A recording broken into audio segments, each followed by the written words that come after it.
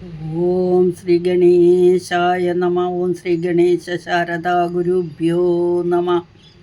ഓം പീതാംബരം കരവിരാജിത ശംഖചക്ര കൗമോദകീ സരസിജം കരുണാസമുദ്രം രാധാസഹായമതിസുന്ദരമന്ദഹാസം വാദാലയേശമനിശം ഹൃദി ഭാവയാമി.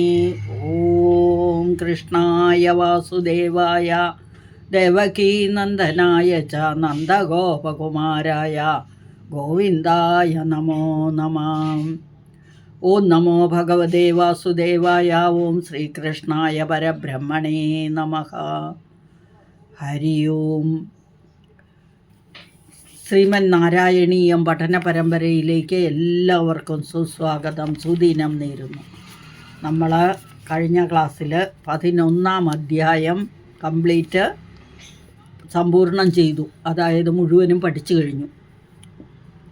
11-ാം അധ്യായം മുഴുവൻ പഠിച്ചു കഴിയുമ്പോൾ നമ്മൾ അതിൻ്റെ സമർപ്പണം ചെയ്യാറുണ്ട്. സമർപ്പണം എന്ന് പറഞ്ഞാൽ അത് മുഴുവനും ഒന്നിച്ച് ചൊല്ലി സമർപ്പിക്കുക. അപ്പോൾ അതിനു വേണ്ടി ഇന്ന് മുഴുവൻ ഒരു പ്രാവശ്യം വായിച്ചിട്ട് ഞാൻ ഒരു പ്രാവശ്യം കൂടി അർത്ഥം പറഞ്ഞു തരുന്നുണ്ട്. എന്തിനാണെന്ന് ചോദിച്ചാൽ, ചിലർക്ക് മുഴുവനും ഒന്നും ഫോളോ ചെയ്യാൻ പറ്റിയിരുന്നില്ല, നന്നായിട്ട് വായിച്ചിടാനും ഒന്നും എല്ലാവർക്കും പറ്റിയെന്ന് വരില്ല. അപ്പം അവർക്ക് വേണ്ടി ഒരു പ്രാവശ്യം മുഴുവനും വായിച്ച് അർത്ഥവും മുഴുവനൊന്നും കൂടി, അതാണ് സമർപ്പണം, സമാപനം ചെയ്യുക. അപ്പോൾ അതിന്ന് നമുക്ക് വായിക്കാം. ആദ്യം മുഴുവനൊന്ന് വായിക്കാം, എന്നിട്ട് അർത്ഥവും ഒന്ന് മുഴുവനും പറഞ്ഞു തരാം. ആദ്യം നമ്മൾ കഴിഞ്ഞ അധ്യായത്തിൽ ഭഗവാനെ തപസ് ചെയ്ത ബ്രഹ്മാവിന് ബുദ്ധി ഉണ്ടായി, എങ്ങനെയാണ് സൃഷ്ടി വർദ്ധിപ്പിക്കേണ്ടതെന്നുള്ള ബുദ്ധി കിട്ടി. ഭഗവാൻ അത് കാണിച്ചു കൊടുത്തു. അപ്പോൾ മനസ്സിലായി എന്ത് ചെയ്താൽ സൃഷ്ടിയെ വർദ്ധിപ്പിക്കാം. അപ്പോൾ അതിനു വേണ്ടി എന്ത് ചെയ്തു? ബ്രഹ്മാവ് തൻ്റെ ദേഹത്തെ രണ്ടായിട്ട് വിഭജിച്ചു. ഒരു ഭാഗം പുരുഷനായും വേറൊരു ഭാഗം സ്ത്രീയായിട്ടും വന്നു. പുരുഷനായി വലത്തെ പകുതി പുരുഷനായി വന്ന അത് സ്വയംഭൂവ മനുവായും, സ്ത്രീയായ ഇടത്തെ ഭാഗം ശതരൂപാദേവിയായും ഭവിച്ചു. അപ്പോൾ ആ ശതരൂപാദേവി മനുവിൻ്റെ ഭാര്യയായിട്ട് ഭവിച്ചു. പിന്നെ ബ്രഹ്മാവിൻ്റെ നിയോഗം കൊണ്ട് അവരെ കൊണ്ട് ലോകത്തിൽ സൃഷ്ടി നടത്തിച്ച് വർധനവ്, അതായത് മനുഷ്യനെ സൃഷ്ടിച്ച് എല്ലാ സൃഷ്ടികളെ ചെയ്യിച്ച് മനുഷ്യജാതികളെ എന്നാണ് പറയുന്നത്, മനുഷ്യജാതികളെ വർദ്ധിപ്പിക്കാനായിട്ട് ബ്രഹ്മാവ് അവരോട് ഈ സ്വയംഭൂവ മനുവിനോട് ശതരൂപാദേവിയോടും അപ്പുറത്ത് പിന്നെ അവരാണ് സൃഷ്ടി നടത്തുന്നത്. അങ്ങനെ ഇരിക്കുന്ന അല്ലയോ ഭഗവാനെ, ഗുരുവായൂരപ്പ, എൻ്റെ രോഗങ്ങൾക്ക് നിത്യശാന്തി വരുത്തണമേ എന്ന് പ്രാർത്ഥിച്ച് കഴിഞ്ഞ ദശകത്തിൽ നമ്മൾ നിർത്തി. അടുത്ത ഈ 11-ാമത്തെ ദശകത്തിൽ ആ ബ്രഹ്മാവ് സർഗവൃത്തിയെ വർദ്ധിപ്പിച്ചു കൊണ്ടിരിക്കുന്ന സമയത്ത് ദിവ്യന്മാരായിരിക്കുന്ന സനകാദി മഹർഷിമാർ വൈകുണ്ഠത്തിലേക്ക് ഭഗവാനെ കാണാൻ ചെല്ലുന്നതും അവിടെ കാവൽക്കാരായി നിൽക്കുന്ന ജയവിജയന്മാർ, ഭഗവാന്റെ കാവൽക്കാരായിട്ട് അവിടെ ജയവിജയന്മാരുണ്ട്, അവർ രണ്ടുപേരും സനകാദികളെ തടഞ്ഞു നിർത്തുന്നതും സനകാദി മുനിമാരെ അവരെ ശപിക്കുന്നതും, ശാപം കിട്ടിയ ശാപം കൊടുത്ത അവർ ഭഗവാനോട് ക്ഷമ ചോദിക്കുന്നതും ഭഗവാൻ അവരോട് ചെന്ന് ക്ഷമ ചോദിക്കുന്നതുമായ ഭാഗങ്ങളൊക്കെയാണ് ഇനി 11-ാം അധ്യായത്തിൽ. ആദ്യം വായിച്ചിട്ട് അർത്ഥം പറയാം. അഥ ശ്രീമദ് നാരായണീയെ ദശകം 11 ഹിരണ്യാക്ഷോൽപ്പത്തി. ഹിരണ്യാക്ഷൻ്റെയും ഹിരണ്യകശിപുവിൻ്റെയും ജനനം എന്നും ഹെഡിങ്ങൊക്കെ പലതുമായിരിക്കും പല പുസ്തകങ്ങളിൽ. അപ്പോൾ ഞാൻ പഠിപ്പിച്ച പുസ്തകം വേറെയാണ്. അതിനകത്ത് ഹിരണ്യാക്ഷൻ്റെയും ഹിരണ്യകശിപുവിൻ്റെയും ജനനം എന്നായിരുന്നു. ഇതിനകത്ത് ഹിരണ്യാക്ഷോൽപ്പത്തി എന്നാണ്. ഹിരണ്യാക്ഷൻ്റെ ഉൽപ്പത്തി എങ്ങനെയാണോ ഉണ്ടായത് എന്ന് അത് പല ഇതിലുണ്ട്, എല്ലാം ഒന്ന് തന്നെ. അപ്പോൾ വായിക്കാം. ക്രമേണ സർഗേ പരിവർത്തമാനേ കഥാപി ദിവ്യാസനഗാദയസ്തേ ഭവദ്വിലോകായ വികുണ്ഠലോകം പ്രഭേദിരേ മാരുതമന്ദിരേശ മനോജ്ഞനൈ ശ്രേയസകാനനാദ്യൈः അനേകവാപി മണിമന്ദിരൈശ്ച. ഇതൊന്നിച്ചും വായിക്കാം. മനോജ്ഞനൈ ശ്രേയസകാനനാദ്യൈരനേകവാപി മണിമന്ദിരൈശ്ച. രാ വരും അവിടെ അനേകവാപി എന്നുള്ളിടത്ത്. അനോപമം തം ഭവതോ നികേതം മുനീശ്വര പ്രാപുരതീതകക്ഷ്യാഃ. ഭവദൃക്ഷൂൻ ഭവനം വിവിക്ഷൂൻ ദ്വാസ്തൗ ജയസ്താൻ വിജയോപ്യരുന്ധാം. തേഷാഞ്ച ചിത്തേ പദമാപകോപഃ സർവം ഭവത്പ്രേരണയൈവ ഭൂമൻ. വൈകുണ്ഠലോകാനുചിതപ്രചേഷ്ടൗ കഷ്ടൗ യുവാം ദൈത്യഗതിം ഭജേതം. ഇതി പ്രശപ്തൗ ഭവദാശ്രയൗ തൗ ഹരിസ്മൃതിർനോസ്തി ദിനേ മധുസ്ഥാൻ. തദേതതാജ്ഞായ ഭവാനവാപ്തഃ സഹൈവ ലക്ഷ്മ്യാ ബഹുരംഭുജാക്ഷ. ഖഗേശ്വരാം സാർപ്പിതചാരുബാഹുഃ ആനന്ദയം സ്ഥാനഭിരാമമൂർത്തിയാം. ഒന്നുകിൽ ബാഹുഹു നിർത്തിയിട്ട് ആനന്ദയം സ്ഥാൻ വായിക്കുക, അല്ല ഒന്നിച്ചാണെങ്കിൽ ഖഗേശ്വരാം സാർപ്പിതചാരുബാഹൂരാനന്ദയം സ്ഥാനഭിരാമമൂർത്തിയ. ബാഹുഹു എന്നില്ലെങ്കിൽ ഒന്നിച്ചാണ് വായിക്കുന്നതെങ്കിൽ ബാഹൂരാനന്ദയം രാ വരുവോടെ. ആനന്ദയം സ്ഥാനഭിരാമമൂർത്തിയ പ്രസാദ്യ ഗീർഭിസ്തുവതോ മുനീന്ദ്രാനന്യനാഥാവത പാർഷദൗ തൗ. സംരംഭയോഗേന ഭവൈസ്ത്രിഭിർമാമുമേതവിദ്യാത്തകൃപം ന്യഗാദീഹി. തുദീയഭൃത്യാവധ കാശപാത്തൗ സുരാരിവീരാ ഉദിതൗ ദ്വിതൗ ദ്വൗ. സന്ധ്യാസമുൽപാദനകഷ്ടചേഷ്ടൗ യമൗ ച ലോകസ്യ യമാവിവാന്യൗ.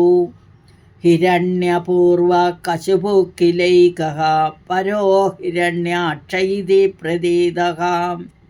ഉഭൗ ഭവന്നാഥമശേഷലോകം രുഷാന്യരുന്ധാം നിജവാസനാന്തൗ.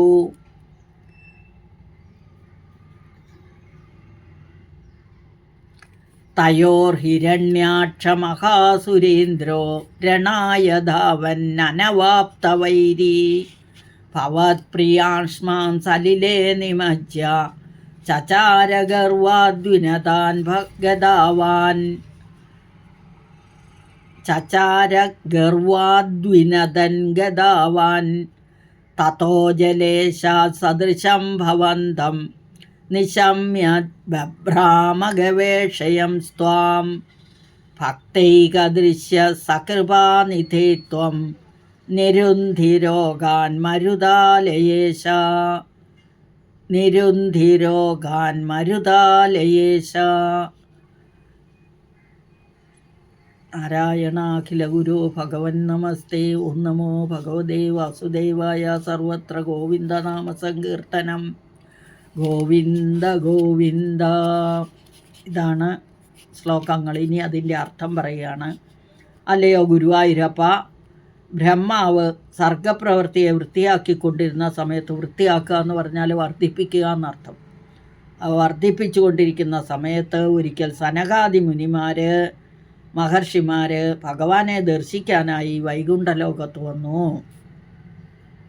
എന്നിട്ടോ ആ വൈകുണ്ഠം എങ്ങനെയായിരുന്നെന്ന രണ്ടാമത്തെ ശ്ലോകത്തിൽ, എല്ലാ ഋതുക്കളിലും പൂവിടരുന്ന നൈശ്രേയസം എന്ന ഉദ്യാനം, അനേകം വാപി തടങ്ങൾ, വാപി എന്ന് പറഞ്ഞാൽ കുളങ്ങളും കിണറുകളും ഒക്കെയാണ് വാപി, രത്നമയങ്ങളായ അനേകം ഭവനങ്ങൾ വീടുകൾ എന്നിവയെ കൊണ്ട് മറ്റൊന്നിനോടും സാദൃശ്യമില്ലാതെ, വേറെ ഒരു വസ്തുവിനോട് സദൃശം എന്ന് പറയും, ഇതുപോലെ എന്ന് പറയാൻ പറ്റാത്ത വിധത്തിൽ അനുപമ സുന്ദരമായി ഇരിക്കുന്ന വൈകുണ്ഠ നിലയത്തിലെ, ആ വൈകുണ്ഠത്തിലെ നിരവധി പ്രാകാരങ്ങൾ കടന്ന്, പ്രാകാരം എന്ന് പറഞ്ഞാൽ ഗോപുരങ്ങളെന്നും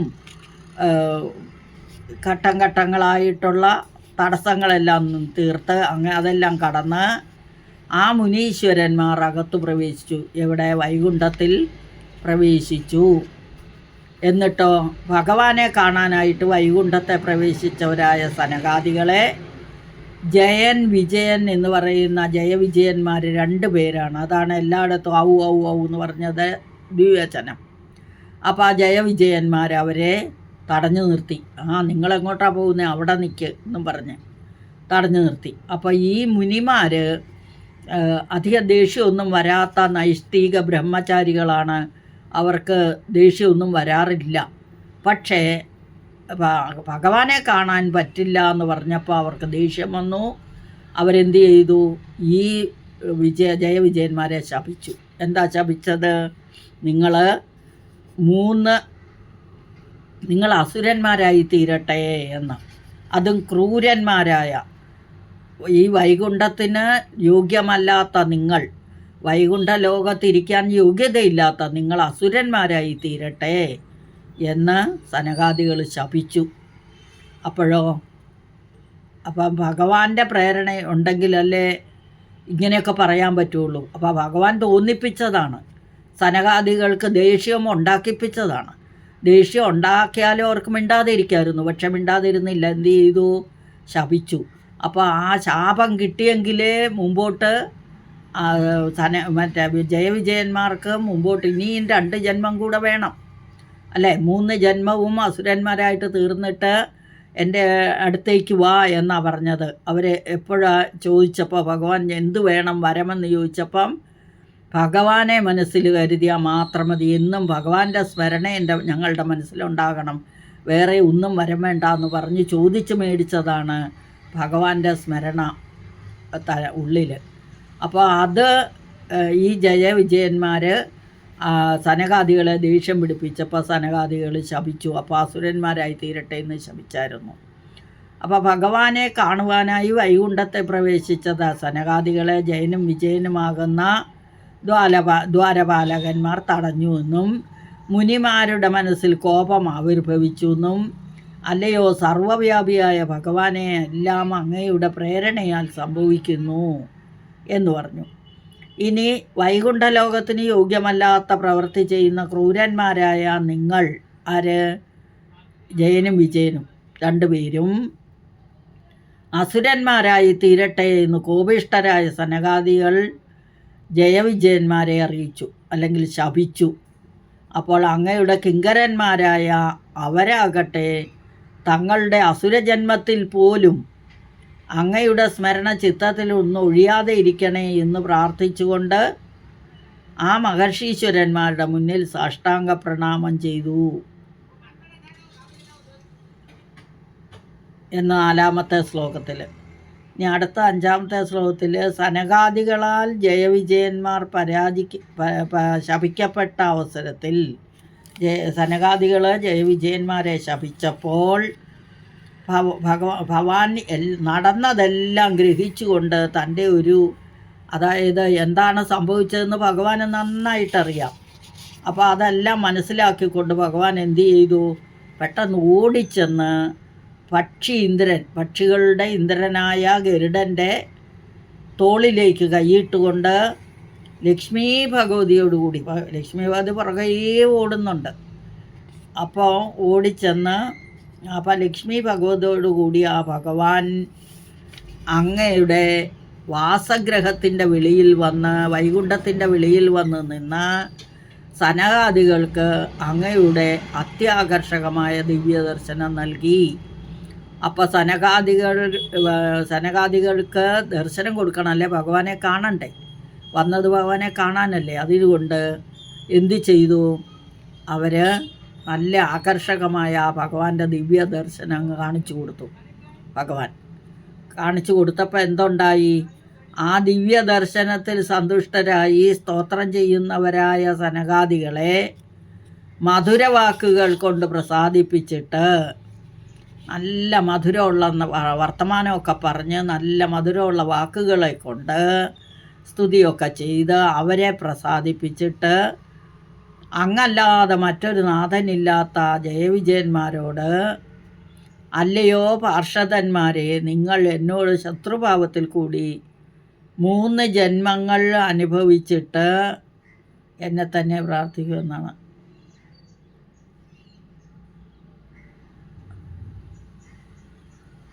അപ്പം 3 ജന്മം ശത്രുഭാവം അനുഭവിച്ചിട്ടെന്ന് പറയുമ്പോൾ ആദ്യത്തെ പ്രാവശ്യം ആരാണ്?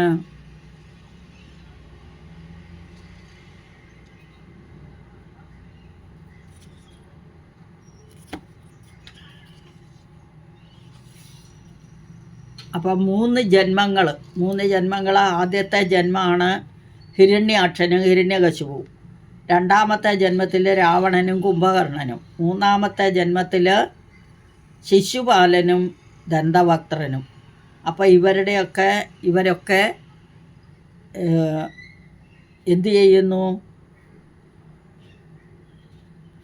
ഇവരെല്ലാവരും അസുര ജന്മത്തിൽ ജനിച്ചവരാണ്. ഇവരെയൊക്കെ കൊല്ലാനായിട്ട് ഭഗവാന് തന്നെ അവതാരം എടുത്ത് വരേണ്ടി വന്നു. അതാണ് പ്രത്യേകത.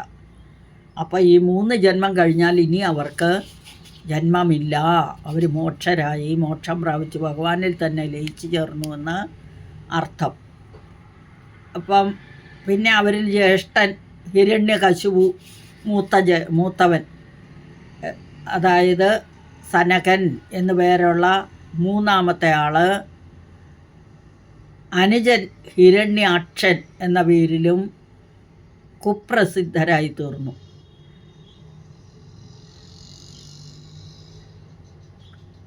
അവർ രണ്ടുപേരും അസുര സംബന്ധികളായ സ്വഭാവം കാരണം മൂഢന്മാരായി അങ്ങാകുന്ന നാഥനോട് കൂടിയിരിക്കുന്ന സകല പ്രപഞ്ചവാസി ജനത്തെയും ക്രുദ്ധരായി പീഡിപ്പിച്ചുകൊണ്ടിരിക്കുന്നു എന്ന് പറയുന്നു. അപ്പം അവരിൽ ഹിരണ്യാക്ഷൻ എന്ന അസുരേന്ദ്രൻ, അസുരന്മാരിൽ ഇന്ദ്രനാണ് അസുരേന്ദ്രൻ, യുദ്ധം ചെയ്യാനായി ആഗ്രഹിച്ചുകൊണ്ട്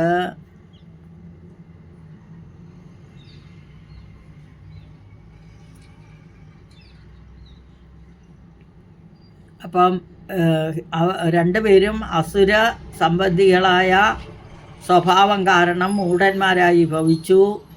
ആ മൂഢന്മാരായിരിക്കുന്ന സകല പ്രപഞ്ചവാസി ജനത്തെയും ക്രുദ്ധരായി പീഡിപ്പിക്കുകയും ചെയ്തു. അപ്പോൾ അവരിൽ ഹിരണ്യാക്ഷൻ എന്ന സുരേന്ദ്രൻ യുദ്ധം ചെയ്യാൻ ആഗ്രഹിച്ചുകൊണ്ട്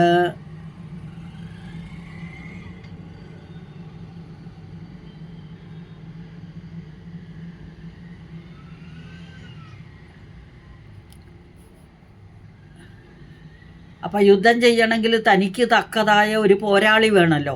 ചുമ്മാ ചെന്ന് വല്ലവരോട് യുദ്ധം ചെയ്യാൻ പറ്റുമോ? അപ്പം യുദ്ധം ചെയ്യാനായിട്ട് തനിക്ക് വേണ്ട പോരാളിയെ തിരക്കി ലോകം മുഴുവൻ നടന്നാൽ കിട്ടുമോ? അപ്പം അങ്ങനെ കിട്ടിയില്ല. അപ്പോഴെന്ത് ചെയ്തു? അവർ ഭൂമിദേവിയെ കൊണ്ട വെള്ളത്തിൻ്റെ അടിയിൽ ഒളിച്ചു വച്ചിരുന്നില്ലേ? അപ്പോൾ ആ സമുദ്രദേവൻ, ആ വരുണൻ, ആ ഭഗവാനെ പ്രത്യക്ഷപ്പെടുത്തി. എന്നിട്ടോ എങ്ങും തനിക്ക് തുല്യനായ ഒരാളെ കണ്ടില്ല. അപ്പോൾ എന്തു ചെയ്തു?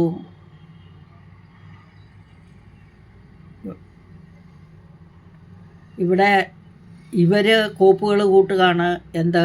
ദേവിയെ ദേഷ്യം പിടിപ്പിക്കാനും ഇവർക്കൊക്കെ വൈരാഗ്യം ഉണ്ടാക്കാനും. അപ്പം ദേവിയെ വെള്ളത്തിൽ എന്ന് പറഞ്ഞാൽ സമുദ്രത്തിൻ്റെ അടിയിൽ കൊണ്ടുപോയി ഒളിപ്പിച്ചു വെച്ചു ഈ വിഗ്രഹം.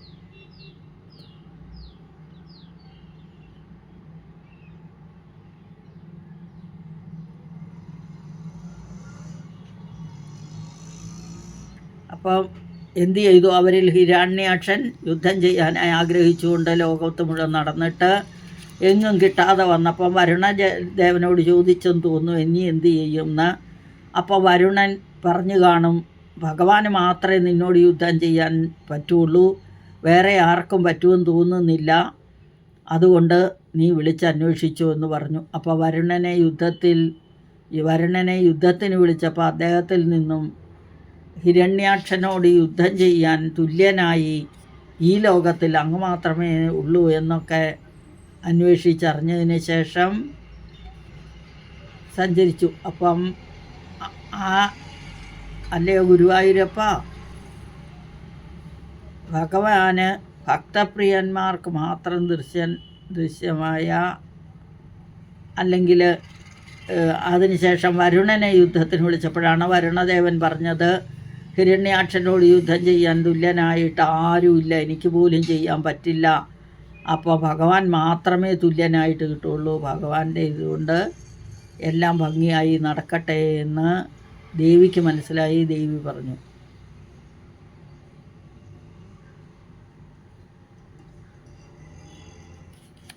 അങ്ങനെ ലോകത്തിൽ അങ്ങ് മാത്രമേ ഉള്ളൂ എന്നറിഞ്ഞ എല്ലാവരെയും രക്ഷിക്കാൻ, ഹിരണ്യാക്ഷനോട് യുദ്ധം ചെയ്യാൻ എല്ലാത്തിനും ഒരാൾ മാത്രമേ ഉള്ളൂ എന്ന് അറിഞ്ഞ ആ ഭഗവാൻ എന്തു ചെയ്തു?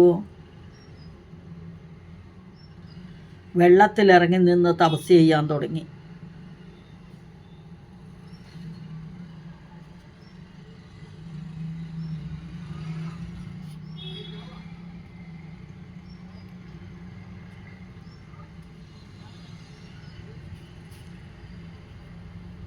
അപ്പോൾ അതിനുശേഷം വരുണനെ യുദ്ധത്തിന് വിളിച്ചു. അദ്ദേഹത്തിൽ നിന്ന് ഹിരണ്യാക്ഷനോട് യുദ്ധം ചെയ്യാൻ തുല്യനായി ഈ ലോകത്തിൽ ആരുമില്ല എന്ന് മനസ്സിലായി.